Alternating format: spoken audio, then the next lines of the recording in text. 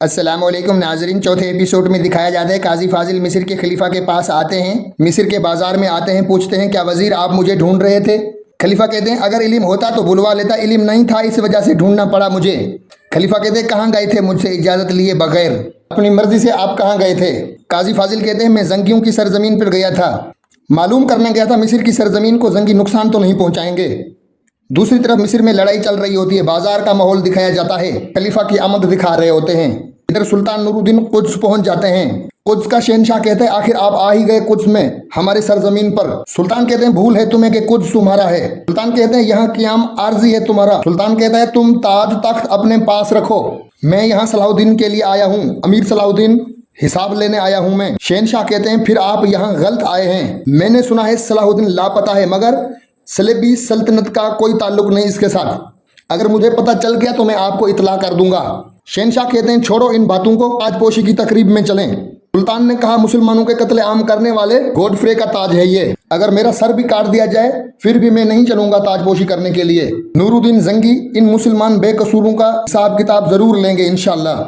मिस्र में सलाहुद्दीन एक सिपाही को कहते हैं तुम अकेले जाओगे लड़ने के लिए। सिपाही कहते हैं मुझे लड़ना नहीं, मुझे सिर्फ रक्स करना है। दूसरी तरफ मिस्र में सुल्तान के सिपाही एक दूसरे को कह रहे होते हैं काजी फाजिल की कोई खबर नहीं। इतने में दरवाजा खुलता है और कारा तागान आ जाते हैं, कहते हैं सलाहुद्दीन कारा में है। दूसरी तरफ मिस्र का बाजार सजा हुआ होता है, रक्स चल रहा होता है। बिलियन और सलाहुद्दीन को मैदान में लड़ने के लिए छोड़ा जाता है, लोग ये तमाशा देख रहे होते हैं। बिलियन और सलाहुद्दीन मिस्र के सिपाहियों के साथ मैदान में लड़ रहे होते हैं, सब सिपाहियों को मारकर गिरा देते हैं। इतने में दो और खूंखार सिपाही छोड़े जाते हैं और उनको भी सलाहुद्दीन और बिलियन दोनों मार देते हैं। दूसरी तरफ यारोतागिन और करोतागिन काजी फाजिल को बुलाते हैं और कहते हैं सलाहुद्दीन मिस्र में है, मिस्र में बुलाए हुए गुलामों के काफिले में। काजी फाजिल कहते हैं क्या कह रहे हो ये तुम, रुको मैं कुछ करता हूँ। दूसरी तरफ सलाहुद्दीन और लोगों से लड़ रहे होते हैं। दूसरी तरफ सलेबियों के किले में शहनशाह कह रहे होते हैं सबला कहाँ है। शहनशाह का बेटा कहता है वो आ गए।